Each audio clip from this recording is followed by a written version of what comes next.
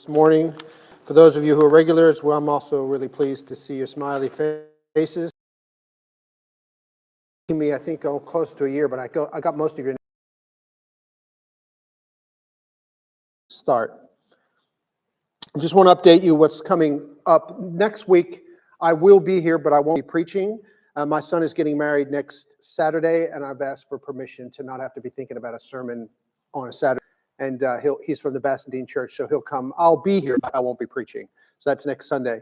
And then I'm leaving. I'll be back. Then I'll be preaching for the next 2 weeks, and then I'll be away for 5 Sundays in the States. And I've arranged for people to fill the pulpit. Gerard will preach on that first Sunday I'm not here, which is the 7th. No, sorry, it's the 14th. Sorry, I was freaking him out. It's the 14th. I've got Graham Carslick is going to come on the 21st. So you guys know Graham first. Michael O'Neill, who is the dean of, got someone else whose my name has escaped me, and Jeff. Jeff will be here on the 11th of June. So that's the 5 weeks. I think I've got all 5. So anyway, that's coming up. So this coming week there's no Bible study.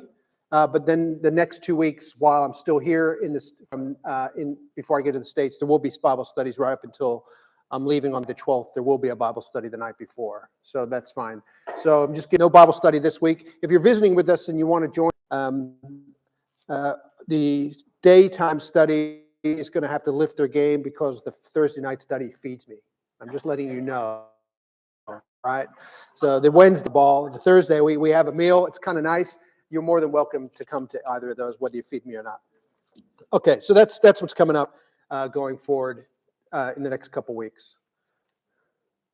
Now, this morning, I want to ask you a question.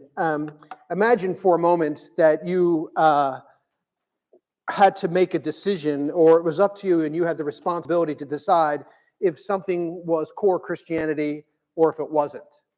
So imagine for a moment, and be glad that you don't have to do this, by the way. This would be a tough task. But imagine someone comes to your church, and in your church, I got these preachers coming, and the preacher stands up here and he tells you that you have to believe in young earth creationism to be a Christian.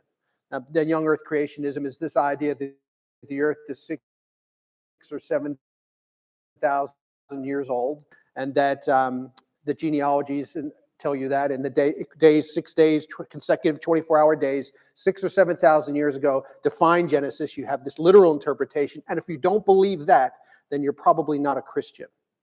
Or perhaps someone may come and preach from the pulpit and tell you that you're not really a Christian unless you speak in tongues.